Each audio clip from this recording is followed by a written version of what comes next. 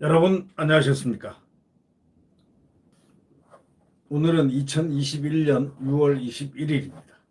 오늘 조선일보 사설자는 이런 제목을 걸었습니다.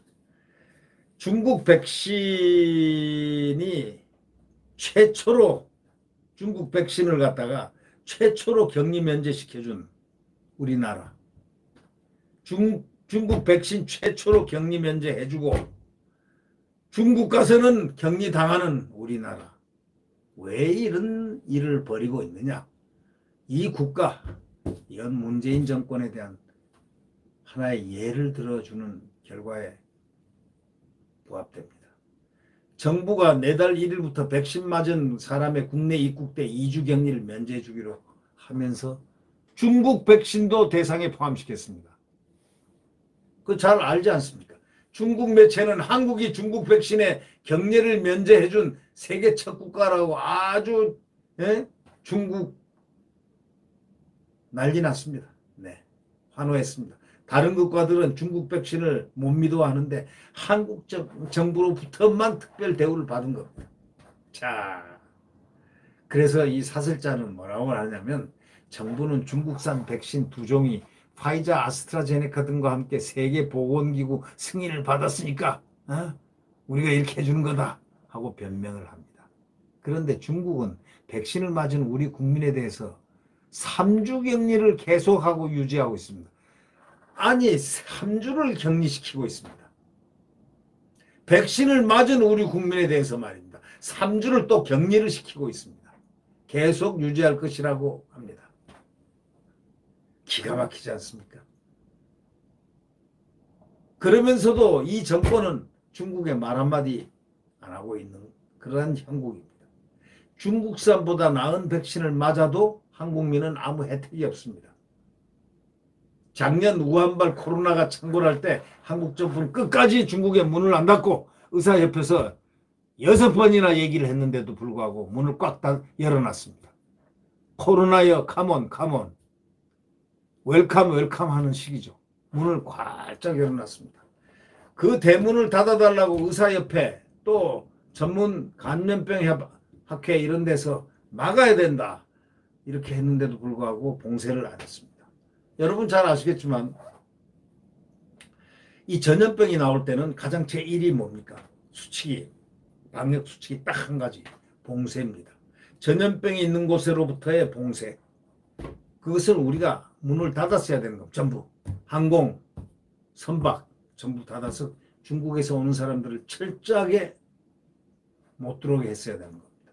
그런데 저 세상으로 간 박원순이는 뭐라고 했습니까? 영상에 딱 나와가지고 중국의 고통은 우리의 고통이요 우리의 고통은 중국의 고통이니 하면서 얼마나 난리를 폈습니까? 이 정권 다 그렇게 했죠. 문을 절대 닫지 않았습니다. 그래서 우리나라가 130, 120, 110 하여튼 100 몇 개국으로부터 비토를 당했습니다. 들어오지 마 우리한테. 그런 수모, 야만국의 수모를 우리가 겪어야만 했던 지난 날의 소위 코로나 창궐의 시기를 우리는 절대 잊어서는 안 됩니다. 많은 전문가 국민이 초기 감염원 차단을 요구했지만 이 정부는 외면했습니다. 창문을 열고 모기 잡는다는 비판에도 불구하고 문재인 대통령 오히려 시진핑에 전화해가지고 뭐라는 줄 아십니까? 중국의 어려움은 우리의 어려움입니다. 이렇게 얘기했습니다.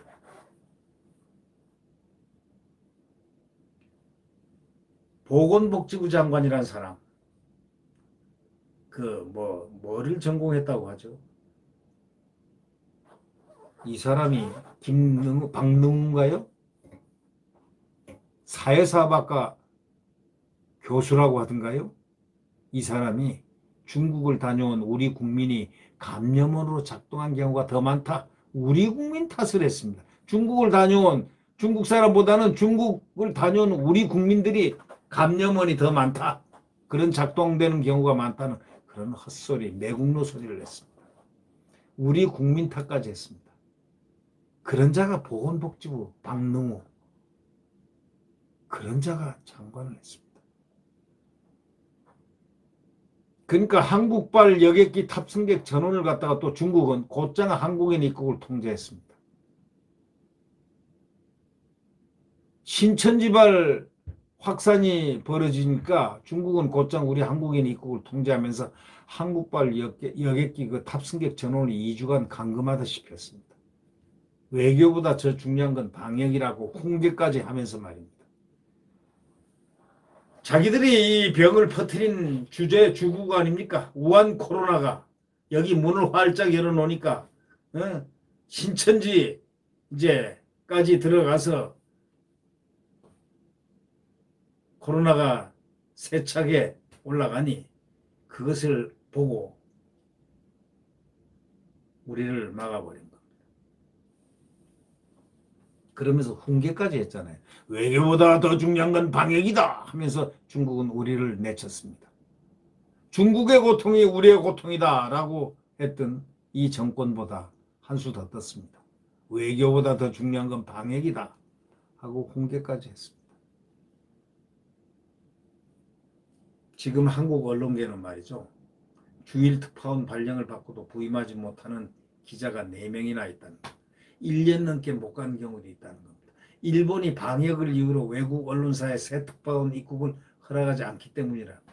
그런데 같은 기간 일본 특파원 서너 명은 검사와 격리만 하고 한국에 들어왔습니다. 한일 특파원 문제에서도 균형이 안 맞는 그런 상황이라는 겁니다. 이 정권의 모습을 우리는 한눈으로 알 수 있는 그런 부분입니다.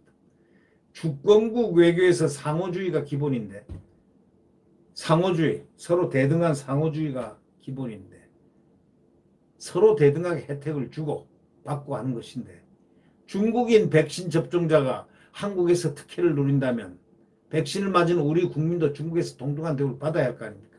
그런데 최근에 중국에서는 격리 중인 우리 국민 31명의 여권이 중국 측 관리 소홀로 전부 소각돼 버리고 불타버리는 황당한 일까지 벌어졌다는 겁니다.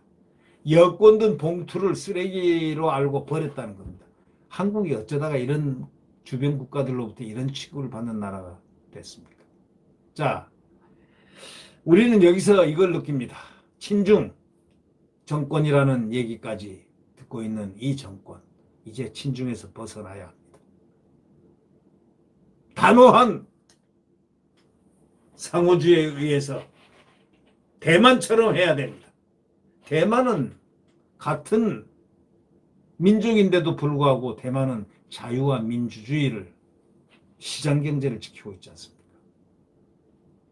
그리고 엄포만 났지 그 조그만 서민 자유중국을 없애지 못하는 거 보십시오. 가슴 복통 치면서 시진핑이는 가슴을 매일 치지만 쳐봐야 별거 없습니다. 이유가 뭐냐? 그들은 자유민주주의를 지키고 있기 때문입니다. 우리 대한민국은 이거는 자주 국가입니다. 우리는 적이 두 군데로 쌓였습니다. 자, 김정은이가 맨날 형제국이라고 하면서 가면은 환대를 해주고 하는 시진핑과 우리 문재인 대통령이 중국 가가지고 혼밥을 했던 것을 한 비교를 해보십시오. 그러면서도 수모를 당하면서도 중국을 좋아하는 이유가 뭘까요? 역사는 돌고 돌아서 앞으로 그 역사가 모든 것을 진실을 밝혀줄 것입니다. 기어코 야권 단일화. 이로써 정권 교체를 이뤄내야 합니다. 네, 자유민주주의 대한민국 시장경제가 활성화되고 한미동맹으로 국가 안보가 튼튼해지는 강국, 과거의 대한민국 초강국이었지 않습니까? 이 강건한 대한민국을 다시 회복을 해야 되는 그런 엄연한 역사 앞에 우리가 놓여 있습니다. 그것은 바로 야권 단일화입니다. 정권 교체 필요하고도 충분한 조건입니다. 우리가 꼭 이뤄내야 하겠습니다. 네, 구독 버튼과 엄지를 눌러주시면 감사하겠습니다. 안녕히 계십시오.